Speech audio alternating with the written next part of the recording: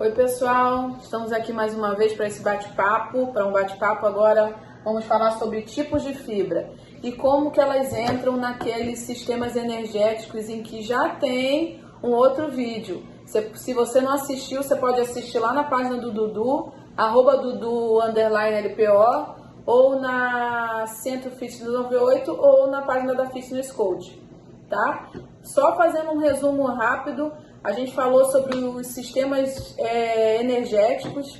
Tem a primeira via, anaeróbico alático, segunda via, anaeróbico lático, e a terceira via, aeróbico ou oxidativo. E a gente vai agora falar um pouco sobre como essas fibras atuam dentro de cada sistema energético. Vamos lá? Fala, meus amigos, tudo bem? Então vamos lá.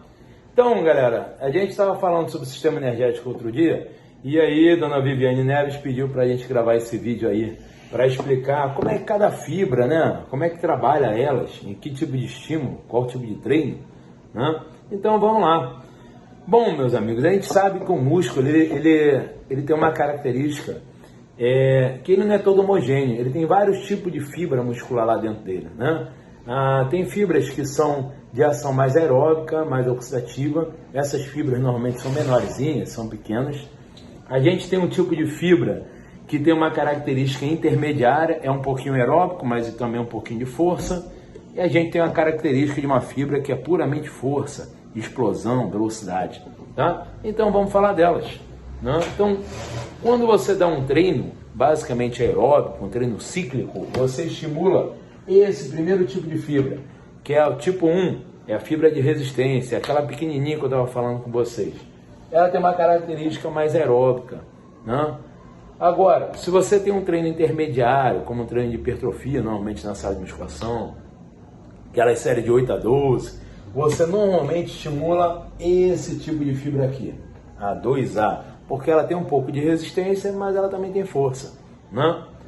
Agora, se você utilizar movimento de muita potência, muita velocidade, você vai conseguir estimular essa fibra aqui, que é a 2B.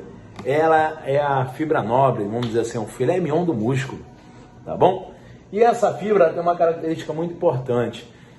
Atletas que têm característica de velocidade, muita potência, normalmente tem uma predominância boa dessa fibra, não? E, claro, a gente tem uma tabela que quase todos os livros de fisiologia já adotam essa tabela, como eu recruto todos os tipos de fibra, né? Como é isso? Então a tabela normalmente ela é assim, ó. Se você coloca mais peso, carga, você consegue recrutar o tipo 1, o tipo 2 e o tipo 3, quer dizer, o 2B, né? Então, quanto maior o peso, mais você consegue recrutar as fibras. Agora, se o tempo for se prolongando, essas fibras elas vão se desconectando, sobrando apenas a de resistência. Então, o treino para conseguir utilizar os 3 tipos de fibra tem que ter uma alta intensidade. Então, quanto maior carga, maior recrutamento de fibra, ou seja, das unidades motoras. Beleza? Agora, existe a questão da adaptação ao tipo de treino. Muita gente antes se questionava se as fibras, a fibra de força virava de resistência, ou a de resistência virava de força. Na verdade, um grande professor aí fez uma explanação que eu achei excelente. Numa das pós-graduações que eu fiz, foi o professor Estélio Dantas. E ele, como orientou muitos doutorandos, ele citou o seguinte fato, que as fibras realmente elas não mudam o perfil. Se ela nasce tipo lenta, ela morre tipo lenta. Porém, nas pesquisas feitas, nessa avaliação em processo de biópsia, se descobriu que existe mais esses tipos de fibra aqui, ou seja, 1, 2, 3, 4, 5, certo? Existe essas fibras, normalmente não são faladas, não são comentadas, porque também faz parte desse estudo lá, que o professor Estélio Dantas serviu também como orientador. Mas o que eles descobriram? Que existe o tipo C, que é embrionária. Como é que é essa fibra? Ela normalmente nasce, ela está lá no processo da formação do embrião, Só que ela se adapta ao tipo de treino ao qual você executa, né? Mais faz. Se você faz mais treinamento de força, essa fibra tende a migrar para esse tipo de estímulo. Se você faz mais treino de resistência, ela migra para o treino de resistência, certo? Ela vai sempre pro time que tá ganhando. É, mais ou menos isso aí. E a gente tem as híbridas. Eu falei, eu contei até a palavra de 1, 2, 3, 4, tá bom? São só mais 4. Então, mais aquelas 3, são 7 tipos de fibra. Citam algumas vezes que existe mais tipo de fibra, mas particularmente eu nunca estudei. Então vamos focar aqui, né? Então a gente tem... bibliografia, é o que está na bibliografia. Existe a fibra 2AB. Essa fibra ela tem uma característica das duas fibras A e B, né? Que é uma fibra um pouco mista. Ela é forte e tem poucas capacidades oxidativas, mas tem, tá bom? E tem o tipo AC, que claro que com a fibra A tem um pouco de força, um pouco de resistência, ela casa também com o tipo C, que é embrionária, que, digo de passagem, que se você dá um estímulo de força, ela se adapta mais ao treino de força. Se você dá um treino de resistência, se adapta mais ao treino de resistência. E a gente tem o tipo 1C, que também é embrionária, que ela também joga naquele time, né? São células satélites, a fibra muscular. E ela vai acompanhar também o tipo de treino a qual você faz. É importante você entender isso, porque muita gente às vezes faz